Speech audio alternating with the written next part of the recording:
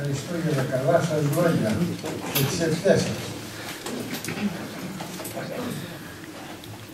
Είμαι ευτυχής γιατί πάλι βρίσκομαι μεταξύ σας.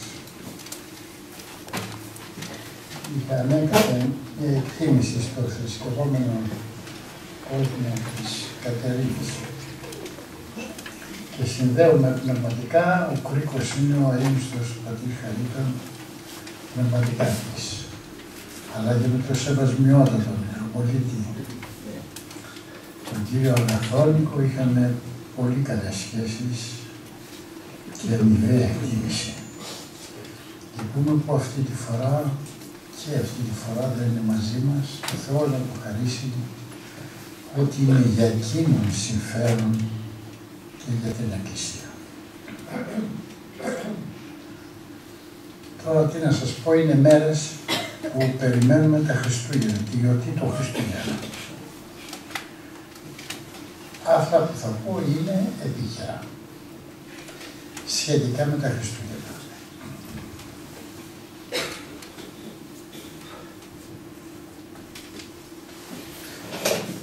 Στο Κογκό μας ρωτάνε οι προτεστάντες συνήθως με νόημα βέβαια, επικριτικό. Γιατί γιορτάζετε 25 Δεκεμβρίου, τη γέννηση του Χριστού?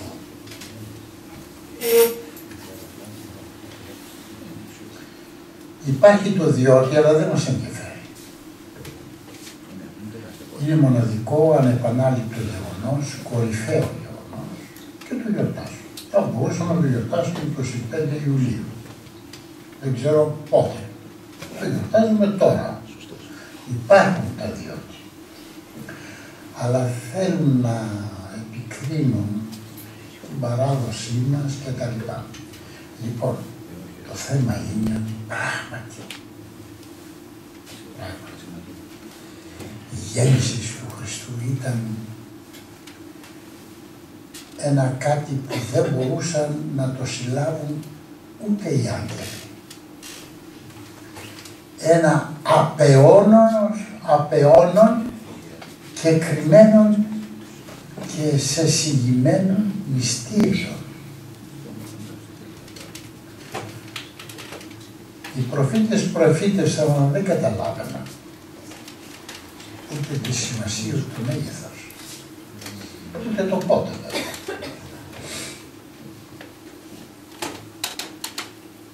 Είναι ένα γεγονός τομή στην ανθρώπινη ιστορία.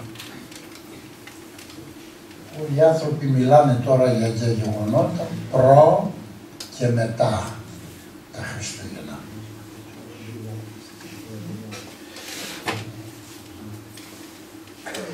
Άλλο είναι το ουσιώδες. Ποιο?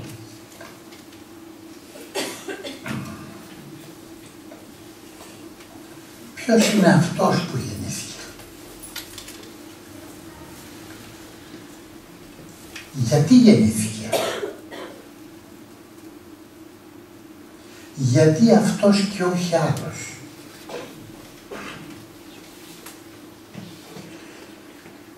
Εμείς τι ωφέλειες αντλούμε από τη γέννηση του? Και μήπως έχουμε κάποιες ευθύνες και κάποιες υποχρεώσεις για το γεγονός αυτό απέναντι του γεννηθέντος? Σε αυτά επιτρέψτε με, πατέρες Άγιοι και αδελφοί μου, να διαθέσω κάποιο χρόνο. Το μικρότερο δυνατό χρόνο. Ποιος είναι ο γεννηθής? Είναι Θεός. Απευθύνομαι σε Ορθοδόξους και άνετα και χωρίς εξηγήσεις μπορώ να πω ότι είναι το δεύτερο πρόσωπο της Αγίας Τριάδος.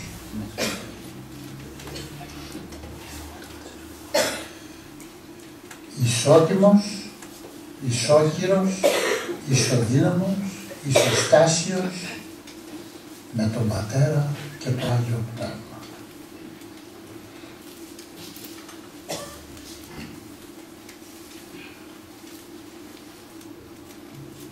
Έμεινε εκείνο που ήταν πάντοτε, πριν από αιώνες, πριν από το χρόνο, πριν από τη δημιουργία. Ανέκαθεν Θεός έμεινε αναλύωτος. Έγινε σε δεδομένη στιγμή εκείνο που δεν ήταν άνθρωπος. Τόσο τέλειος άνθρωπος όσο τέλειος Θεός.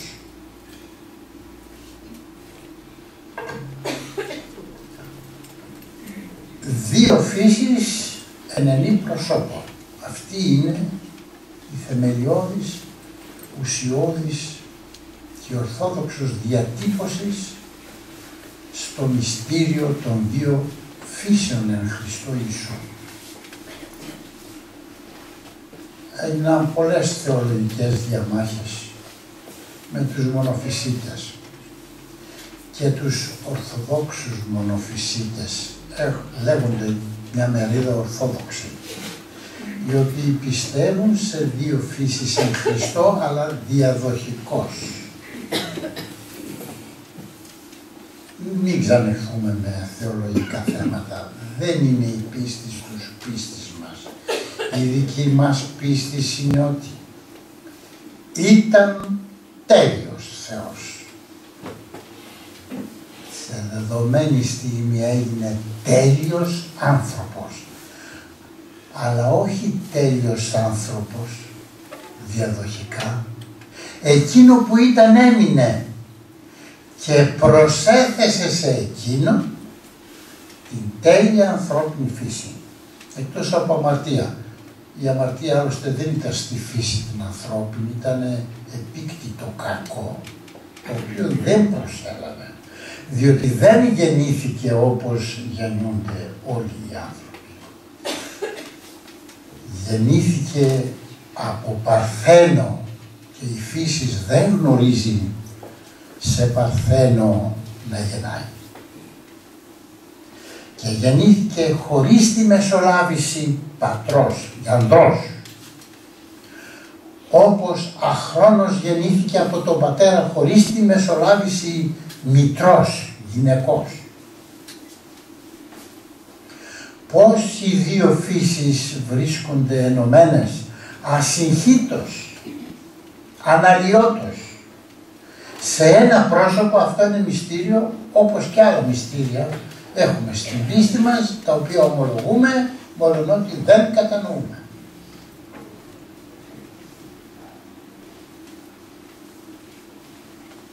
Και έγινε άνθρωπος, όχι κατά φαντασία,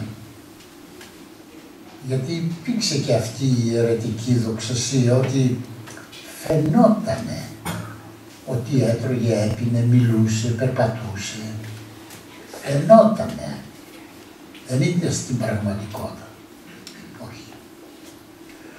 Ο Ευαγγελιστής Ιωάννης λέει, ο λόγος σάρξ εγένετο. Ας έλεγε ο ευλογημένος άνθρωπος εγένετο, όχι σάρξ, για να τονίσει την ρεαλιστική πραγματικότητα, την πραγματική πραγματικότητα. Σάρξ εγένετο. Και όποιος λέει έρχεται κοντά σας και δεν ομολογεί τον Ιησούν, εν σαρκή ελιθότα, κάντε τον πέρα, ούτε να το χαιρετάτε. Δεν είναι από το Θεό, από το διάβολο είναι. Ο Χριστός, ο Υιός και Λόγος του Θεού, σάρξ εγένετο και εσκήνωσεν εν ημίν. Εμμανουήλ τον ονέμασε ο προφήτης. Δεν φανερώθηκε ο Θεός. Έζησε μεταξύ μας ο Θεός. Αυτός είναι που γεννήθηκε.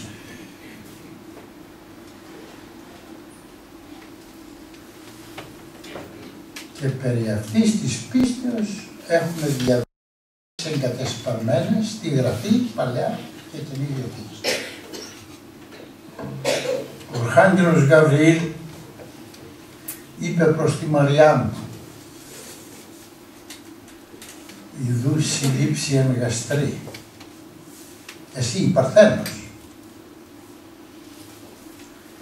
και ετέξει ιών, όχι κόρη, όχι παιδί, που να μην ξέρεις τι θα γεννήσει δηλαδή, τι παιδί, αγόρι ή κορίτσι, ιών, και καλέσει στο όνομα αυτού Ιησού.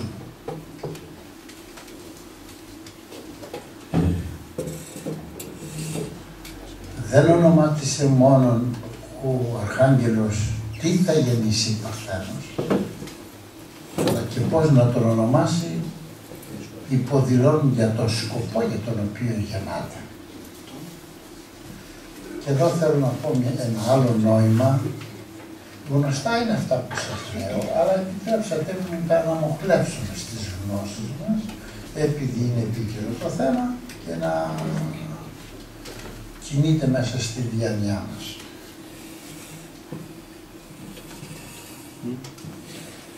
Ο Χριστός δεν ήρθε, αδελφοί μου, για να κάνει θαύματα. Δεν ήταν ανάγκη. Θαύματα έκανε και με τους δικαίους της Παλαιάς Διαθήκης. Και νεκραναστάσεις μάλιστα έκανε.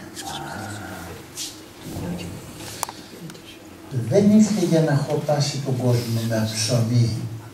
Στην τριετή του μεσιανική δράση, μόνο 2 φορές χόρτασε κόσμο με ψωμί και ψάρι.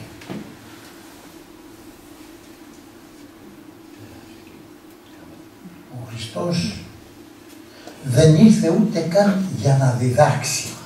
Μπορούσε να το κάνει αυτό με τους προφήτες, με ανθρώπους. Δεν το έκανε. Όχι, Παλαιά Διαθήκη αποκάλυψη είναι. Ήρθε για να σώσει τον κόσμο. Γι' αυτό έχει πολλά ονόματα ο Χριστός, αλλά το Ιησούς είναι θεόζωτο το όνομα που απηχεί την πραγματικότητα. Ήρθε για να σώσει τον κόσμο.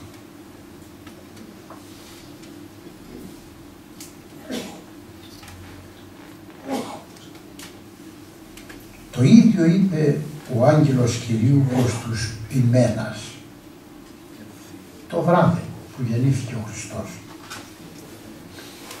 Ετέχθη ημίν σήμερον σωτήρ, ως εστί Χριστός Κύριος. Αυτοί περίμεναν σωτήρα από τη ρωμαϊκή κατοχή. Δεν ήρθε για να σώσει από τη ρωμαϊκή κατοχή, ήρθε να σώσει τον κόσμο. Και για να το πει με το όνομά του καλύτερα ο Χριστός, ο ουρανός, είπε θα σώσει όχι όλους. Για όλους ήρθε, αλλά δεν θα σωθούν όλοι. Το λαό του θα σώσει. Από τι? Από τις αμαρτίες του. Η μεγαλύτερη σωτηρία στον άνθρωπο που μπορούσε να προσφερθεί ήταν η σωτηρία από τις αμαρτίες του. 2 προβλήματα ήταν και μένουν για τον πολύ κόσμο άλυτα. Το πρόβλημα της αμαρτίας και το πρόβλημα του θανάτου, που είναι ένας πικρός καρπός της αμαρτίας. Δεν μπορεί να σωθεί ο άνθρωπος με κανέναν τρόπο, με καμία μέθοδο άλλη από την αμαρτία, από τις αμαρτίες. Ένας είναι ο σωτήρ. Αν μπορούσε αλλιώτικα να σωθεί ο άνθρωπος, δεν ήταν ανάγκη να έρθει ο Θεός να γίνει. Τι ήρθε να κάνει περίπατο αναψυχής εδώ στον κόσμο? Ήρθε για να σώσει τον κόσμο. Δεν ήρθε καν να κρίνει τον κόσμο. Δεν ήρθε για να κρίνει τον κόσμο, ήρθε να τον σώσει τον κόσμο. Αλλά θα σώσει τελικά τον λαό αυτού. Ποιος είναι ο λαός του? Εκείνοι που θα τον αποδεχτούν. Όσοι λέει τον αποδέχτηκαν, αυτούς έσωσε ο Χριστός. Και όχι μόνο τους έσωσε, θα πω και κάτι άλλο. Εξάλλου, στο κατά Ματθαίον Ευαγγέλιον, στο πρώτο κεφάλαιο, στίχο 21, λέγεται: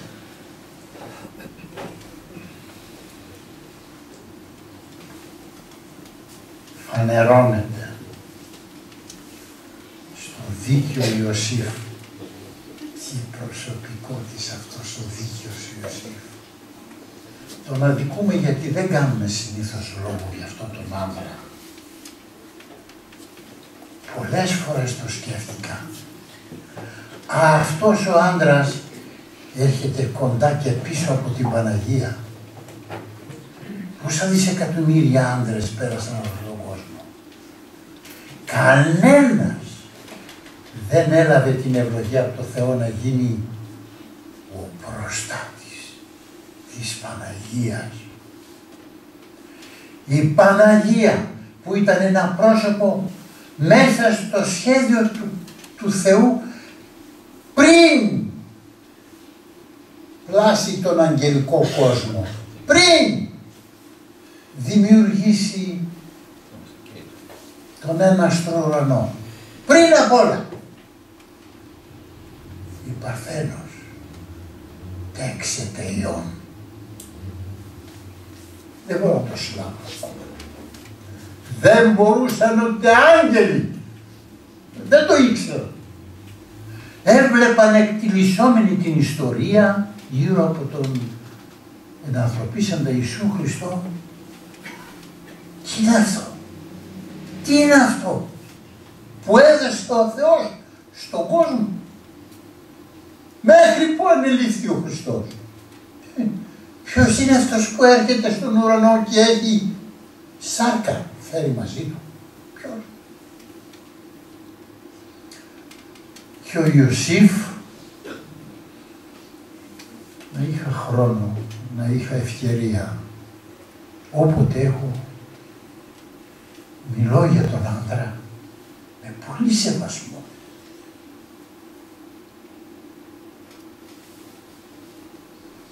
Πήρε το μήνυμα από τον άγγελο: μην έχεις λογισμούς, Ιωσήφ. Η μνηστή σου θα γεννήσει ιών.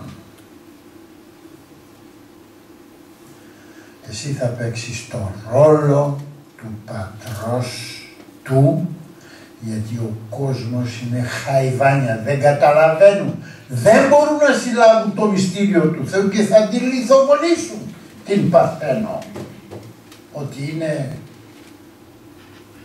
κακής φύσεως. Εσύ θα κάνεις τον πατέρα, θα παίζεις το ρόλο αυτό. Κατά το Μωσαϊκό νόμο θα του δώσεις και το όνομα. Τι όνομα θα του δώσεις? Ιησού. Που θα πει στα ελληνικά, είπαμε, σωτήρα. Αυτός θα σώσει τον λαόν αυτού από τον αμαρτιών αυτών.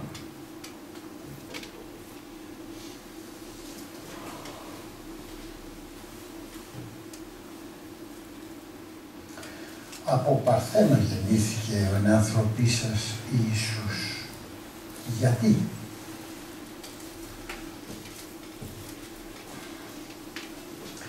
Η Εύα ήταν Παρθένος όταν άπλωσε το χέρι της και έκανε την παράβαση. Δεν είχε γεννήσει παιδί ακόμη. Η Παρθένος τα χάλασε. Παρθένος έπρεπε να διορθώσει και γίνεται μητέρα. Δυστυχώς οι πρωτόπλαστοι έπεσαν και μας πήραν στο λαιμό τους. Όλοι οι άνθρωποι. Μαζί με το γάλα που έπιναν από τη μάνα τους, έπαιρναν και την ενοχή τους.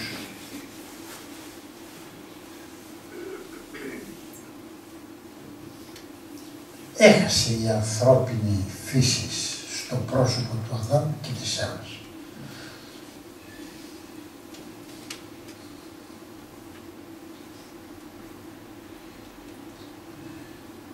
έπρεπε το λάθος να διορθωθεί με τον ίδιο δρόμο, με τον ίδιο τρόπο. Ας Κύριε, τι τρόπους βρήκες. Διαπαρθένου εισήλθε η αμαρτία στον κόσμο. Διαπαρθένου έπρεπε να έρθει ο Μεσσίας που θα λυτρώσει τον άνθρωπο από τον αμαρτιών αυτού.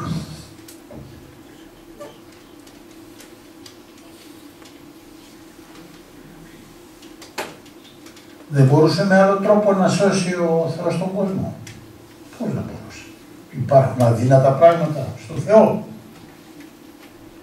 Θα μπορούσε να παρέμβει στην ανθρώπινη ιστορία χωροφυλακίστικα. Να καταργήσει το διαβολόκοσμο, να σώσει τον κόσμο. Μπορούσε. Αλλά δεν θα ήταν δίκαιος τρόπος. Δηλαδή, ο διάβολος θα έπεφτε ηττημένος, αλλά θα μπορούσε να πει στο Θεό, είσαι δυνατός αλλά δεν είσαι δίκαιος. Εγώ είμαι δημιούργημά σου. Όχι ως διάβολος, ως άγγελος. Έπιασε, αλλά δεν πάβει να είναι δημιούργημα του Θεού. Πεσμένος άγγελος. Ο άνθρωπος είναι πλάσμα σου. Μονομάχησα με τον άνθρωπο. Τον κέρδισα. Έχω δικαιώματα απέναντί του. Τώρα σε έρχεσαι και μου δίνει μια σπροχιά από εδώ και ελευθερώνεις τον άνθρωπο. Καλά, αλλά δεν είναι δίκαιος τρόπος.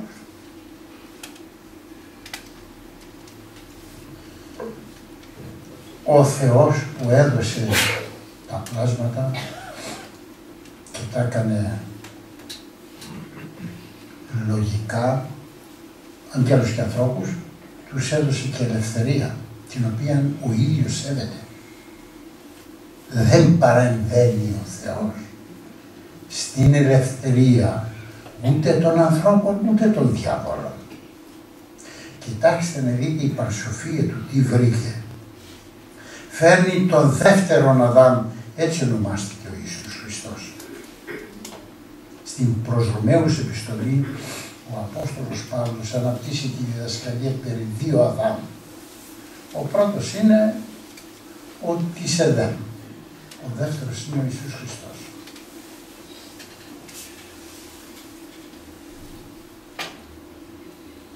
Ήρθε λοιπόν ο δεύτερος Αδάμ και αναμετρήθηκε με τον πονηρό. Δεν ήρθε δυναμικά. Προσέξτε, έχει νόημα αυτό.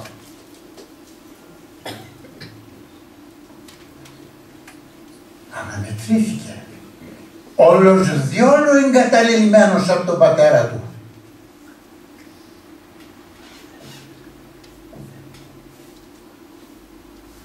Έπεσε κάτω ο Χριστός με τα δακρύων, με τα υδρότων ήδη αίματος, παρακαλούσε και δεν είχε ανταπόκριση από τον πατέρα του στον κήπο της Εδέμ.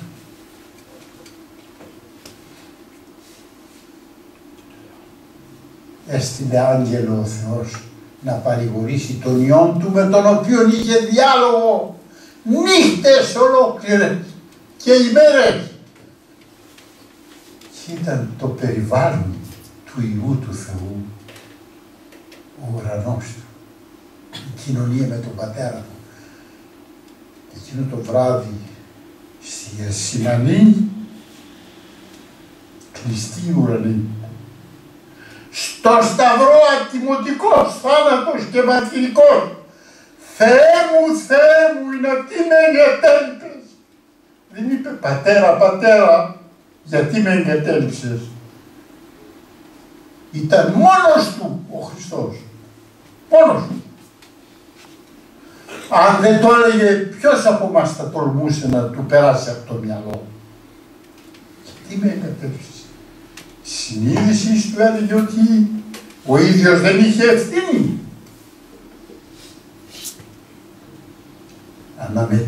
και μονότατος ο Ιησούς Χριστός με τον διάβολο. Και το αποτέλεσμα του γράφει ο Απόστολος Παύλος στην προς Γαλάτας επιστολή. Εκάρφωσε λέει πάνω στο σταυρό το χειρόγραφο χρεόγραφο των αμαρτιών των ανθρώπων και παραδειγμάτισε τας δυνάμεις του διαβόλου, δηλαδή τας εξέθεσε εις όλο τον κόσμο, εις όλη την υφήλιο, εις όλο το σύμπαν. Εθριάμβευσε τα σκοτεινάς δυνάμεις. Έσπασε τη δύναμη του εχθρού. Σήμερα ένα χριστιανόπουλο βαπτισμένο με το σταυρό στο χέρι μπορεί να του παίζει κομπολόι το διάβολο. Να μην μπορεί να κάνει τίποτα ο διάβολος. Πώς έγινε αυτό? Υπάρχει μια πολύ ωραία ποιητική περιγραφή του γεγονότος του θριάμβου αυτού στον ακάθιστο ύμνο. Θα το βρείτε. Εγώ υπογραμμίζω ότι ό,τι έγινε στον κήπο της Εδέμ το επανέλαβε ο Χριστός στον τόπο του κρανίου. Μονομαχία. Ό,τι χάσαμε στον κήπο της Εδέμ μας το έδωσε ο Χριστός στον κρανίου τόπο. Κατελήφθη η δύναμη του εχθρού. Κατελήφθη. Υπάρχει ο διάβολος. Ενεργεί. Ελέγχονται οι κινήσεις του. Αν επιτρέψει ο Θεός μπορεί να κάνει ζημιά ο διάβολος. Αν δεν επιτρέψει, δεν μπορεί.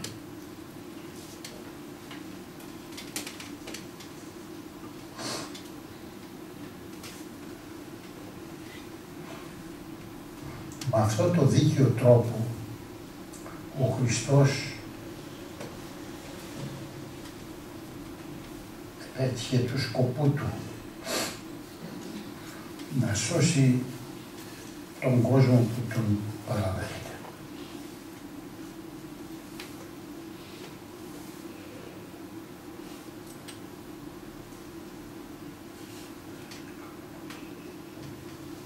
Γιατί τον επέλεξε αυτόν τον τρόπο ο Χριστός? Τόση ταπείνωση, βραδερφέ. Εδώ τελευταίος γύφτος πάει αγοράζει ένα καλό ρούχο, θα γεννήσει παιδί, να τον ντύσει, να το χαρεί. Κάπου να βρει μια στέγη. Ένα ρούχο να το... όχι και στο στάβλο.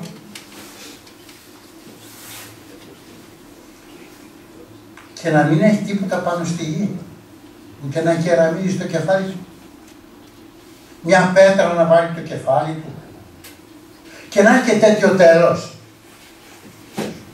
ατιμωτικό, γυμνός, ματωμένος, φτισμένος, με ακάθινο στεφάνι στο κεφάλι του, να τον κοροϊδεύουν άνθρωποι και δαίμονες, να τον προκαλούν μέχρι τέλους, μέχρι να φωνάξει το τετέλεστε. Το τετέλεστε εκείνο δεν ήταν τετέλεστε, τελείωσα, όχι, τετέλεστε φώναξε τόσο που ακούστηκε μακριά. Ο εκατάνταρχος που είχε εκτελέσει κι άλλους. Τι είναι αυτό, τι φωνή είναι αυτή? Αυτό σίγουρα είναι Υιός Θεού. Αλλά από το στάβλο στο σταυρό τέτοια διαδρομή δεν φτάνει το ότι ένας Θεός έγινε άνθρωπος. Αδερφοί μου, αν μελετήσουμε πράγματι με τον τρόπο του πώς γεννήθηκε ο Χριστός και πώς πέθανε και πώς έζησε, μπορούμε να επιβεβαιώσουμε την αλήθεια που δήλωσε στον Νικόδημο, τον κρυφό μαθητή του, ο Χριστός ούτως αγάπησε ο Θεός τον κόσμο, τόσο πολύ έδωσε δείγματα πόσο αγάπησε. Με τον ταπεινότερο και σκληρότερο τρόπο πέτυχε τα ύψιστα για τον άνθρωπο, όσα δεν μπορούσε να κερδίσει ένας παγκόσμιος νικητής, ένας θριαμβευτής, ηγέτης, κατακτητής. Θυμάμαι από την ιστορία που διάβαζα του Μέγα Ναπολέοντα. Μετά τους θριάμβους του, τον εξόρισαν στο νησί της Αγίας Ελένης και πέθανε εκεί λησμονημένος από τον κόσμο, ταπεινωμένος. Και ιστορείται ότι κοίταξε τον σταυρωμένο και του είπε: «Ιησού, από το σταυρό σου κερδίζεις οπαδούς διαμέσου των αιώνων και εγώ σβήνω εξόριστος στο νησί της Αγίας Ελένης». Έλεγε μια μεγάλη αλήθεια. Ο Χριστός διάλεξε το καλύτερο τρόπο για να σώσει τους περισσότερους ανθρώπους. Η νίκη του αναφέρεται κατευθείαν στις καρδιές των πιο ευγενών ανθρώπων.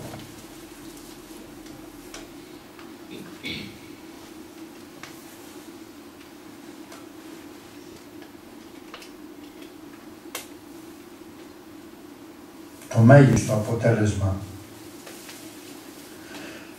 Τώρα ήρθε η στιγμή να πω και κάτι άλλο. Έχω λίγα λεπτά. Ότι δεν έσωσε μόνο τον αμαρτωλό, αλλά και τον εδόξασε, τον αγίασε, τον εθέωσε, αν είναι δυνατόν. Τον άνθρωπο που αν τον δεις πεθαμένο είναι υγρό χώμα, βαρύς, ασήκαιτος, ακίνητος, αναίσθητος. Τι είναι αυτό?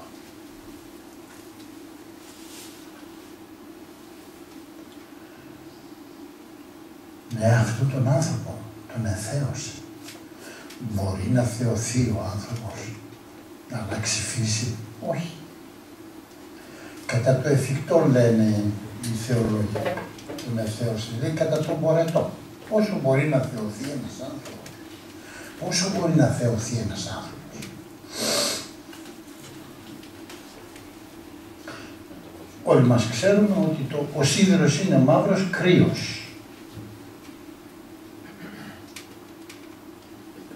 Αν τον αφήσουμε μέσα στη φωτιά γίνεται φωτιά.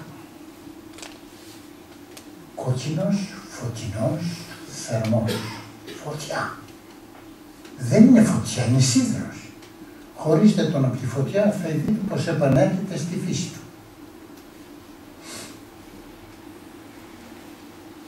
Ο Χριστός δεν είναι εξωτερικός αρχηγός κάποιων οπαδών του. Έγινε το κεφάλι μας και εμείς το κορμί του. Ένα σώμα είμαστε με τον Χριστό. Ό,τι είναι το κεφάλι γίνεται και το χέρι και το πόδι.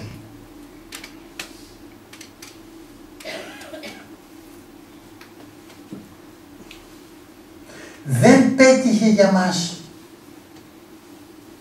ο Χριστός μόνον την άφεση από τις αμαρτίες μας.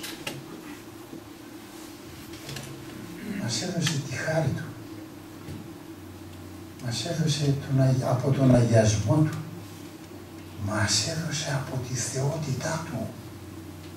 Αυτό που φοράμε στους Αγίους, το φωτοστέφανο, είναι ένα σύμβολο κοινωνίας με τον Χριστό, που ένα κομμάτι του τους δίνει. Θέλω πατέρα, είπε το τελευταίο βράδυ που έκανε με τους μαθητές του, στο μυστικό δείπνο, όπου είμαι εγώ να είναι και αυτοί. Για να βλέπουν τη δόξα που μου έδωσες πριν από την καταβολή του κόσμου.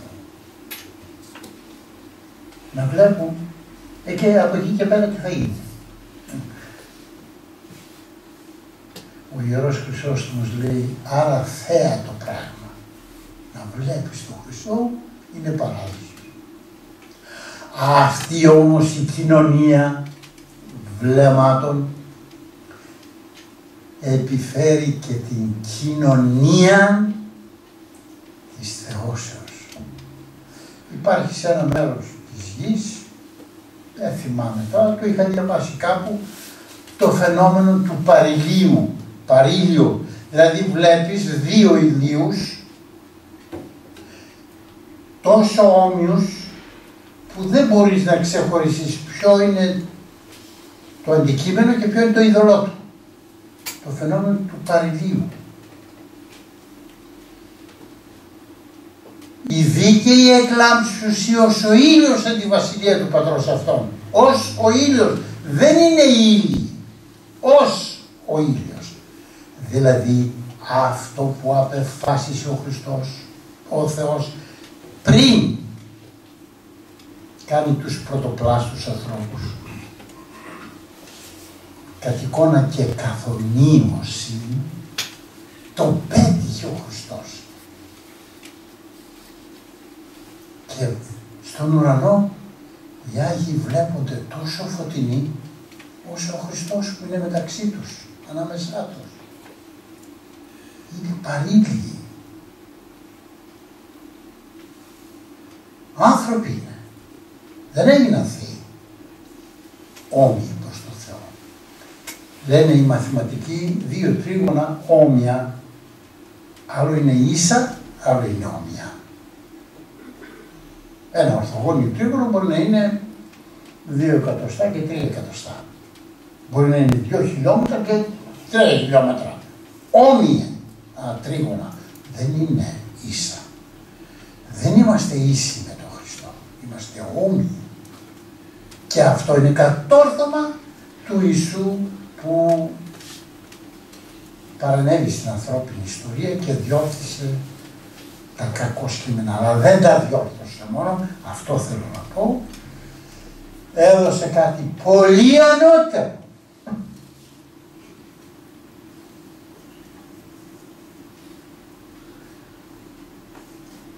Ήταν δύο αδερφιά. Έμοιαζε αυτή στήλη, δεν μπορούσε ούτε η μάνα τους να τα ξεχωρίσει, δίδυμα. Στον πόη, στη μορφή, αλλά όσο έμοιαζαν απ' έξω, ήταν διαφορά στο μέσα, στις διαθέσεις και στα κανόματα. Ο ένας ήταν ένα, ο άλλος ήταν λίγο διέφερε από το διάβολο.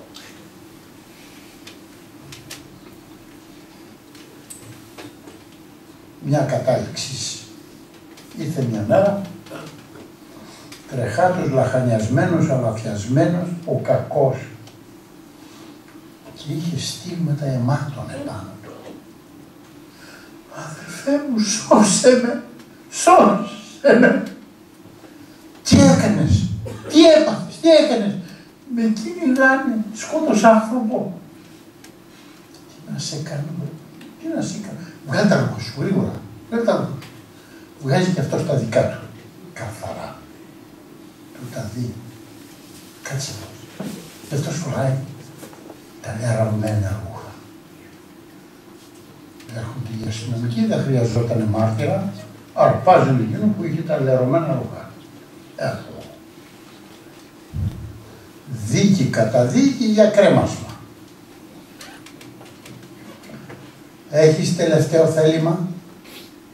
Ναι.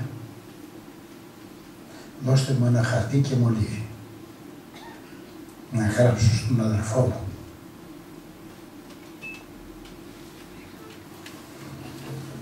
Έγραψε, δίπλωσε, δώσε το στον αδερφό μου.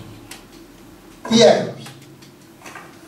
Αδερφέ μου, μη ξαναλερώσεις τα ρούχα που σου έδωσα. Αυτός είναι ο Χριστός. Λοιπόν, τώρα δεν πάει παραπάνω. Τελείωσε η ώρα, πάτερ. Πού είσαι, πάτερ? Τελείωσε η ώρα. Ακριβώς 6,5 παρά 1 λεπτό. Και καλά μέχρι να πω το διευθυντή θα φύγει. Λοιπόν, αδελφοί μου, αυτά είναι κάποια μηνύματα από εκείνα που πρέπει να μας απασχολούν. Έρχονται Χριστούγεννα.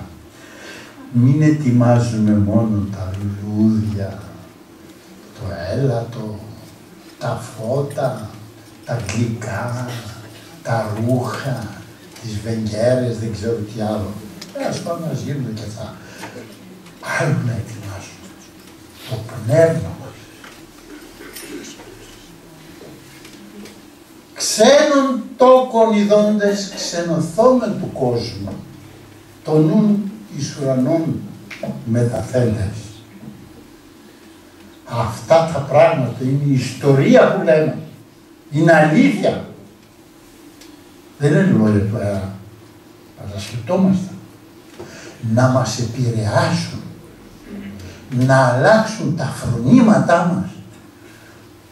Την πολιτεία μας. Να αλλάξουν την καθημερινή ζωή και εκδήλωσή της. Δεν τι να κάνουμε. Πρώτα, να ξέρουμε την αλήθεια. Τι έκανε ο Χριστός που γεννήθηκε, τι ήρθε να κάνει για μένα. Ήρθε να με θεώσει.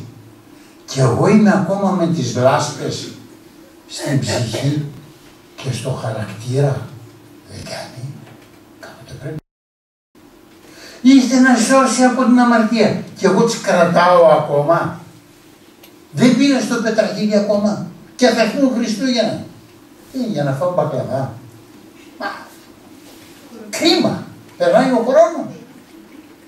Τι απολογία θα δώσω όταν ο Χριστός πλέον ως κριτής θα παρουσιαστεί και θα πει εγώ για σένα πλάσμα μου έδωσα όλο τον εαυτό μου.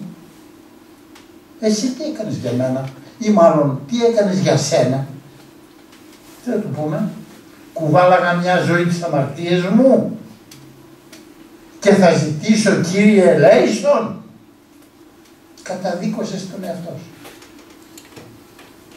Τι να σου πω. Δηλαδή κάτι να αλλάξει αυτά τα Χριστούγεννα μαζί μας. Να αναγνωρίσουμε τι έκανε ο Χριστός. Να τον παραλάβουμε σαν σωτήρα μας. Το λέει ο Ιωάννης στην αρχή του Ευαγγελίου. Υπήρξαν άνθρωποι, λέει, οι οποίοι ενώ πήγε κοντά τους ο Μεσσίας, δεν τον αναγνώρισαν, τον αποδοκίμασαν. Όσοι όμως τον παρέλαβαν, όλοι Μεσσία, τους έδωσε τη δύναμη τέκνα Θεού γενέστε.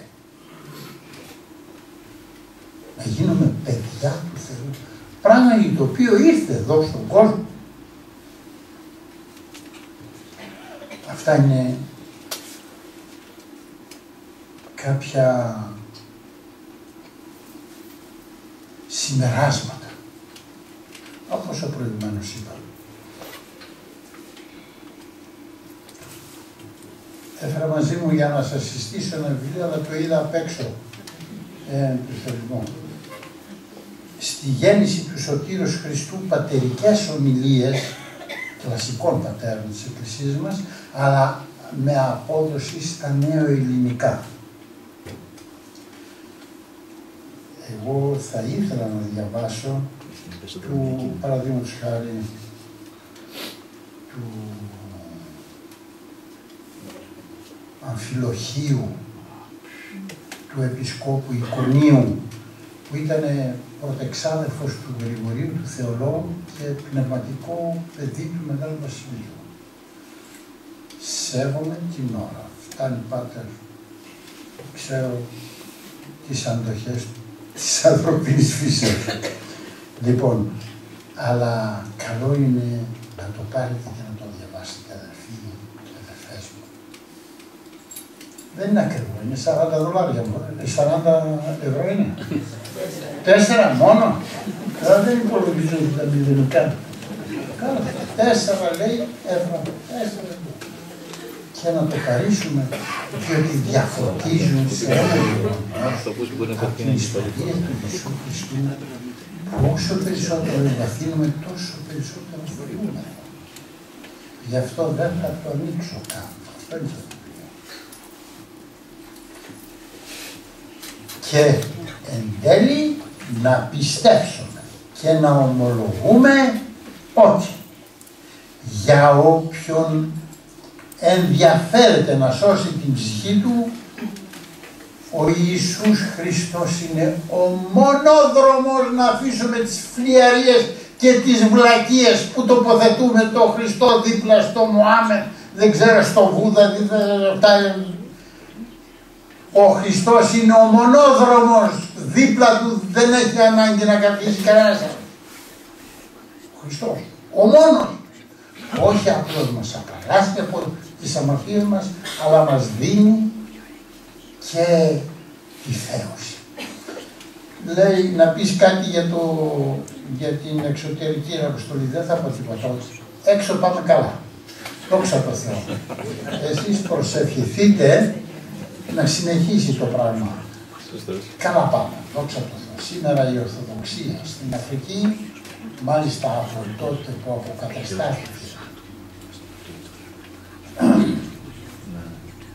ο Άγιος Νεκτάριος στα δίπτυχα του Πατριαρχείου που ήταν εκτός των δικτύχων δεκαετίες, η Ιεραποστολήχη τρέχει σαν τη φωτιά στην ξηρή καλαμιά όταν τη φυσάει ο βίαιος άνεμος. Δόξα τω Θεώ. Χτίζονται εκκλησίες, σχολεία. Τώρα άρχισε το πανεπιστήμιο, είχαμε τη θεολογική σχολή, τώρα έχουμε πληροφορική, δεύτερο πλάτο. Ευχαριστώ πάρα πολύ διότι με ακούσατε. Ευχαριστώ πάρα πολύ διότι με καλέσατε.